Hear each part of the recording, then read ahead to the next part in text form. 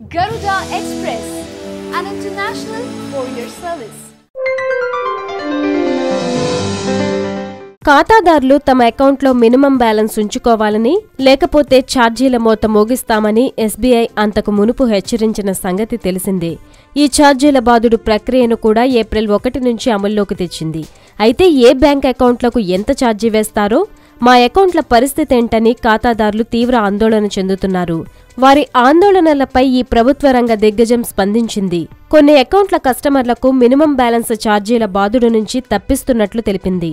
Small savings bank ఖాతాలు, basic savings bank ఖాతాలు, జన్ధన్ అకౌంట్లు లేదా ప్రభుత్వ ఫైనాన్షియల్ ఇంక్లూజివ్ స్కీమ్, ప్రధానమంత్రి జన్ధన్ యోజన కింద అకౌంట్లు ప్రారంభించిన వారికి మినిమం బ్యాలెన్స్ ఉంచాల్సిన పరిమితి నుంచి మినహాయింపు ఇస్తున్నట్లు తెలిపింది.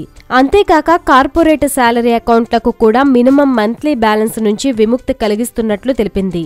అయితే ఈ విషయాన్ని ఎస్బీఐ ట్వీట్ ద్వారా వెల్లడించింది. హాయ్ యోయో వ్యూవర్స్, సబ్స్క్రైబ్ చేసేటప్పుడు అక్కడ ఉండే గంట సింబల్ ను ప్రెస్ చేయడం మర్చిపోవద్దు.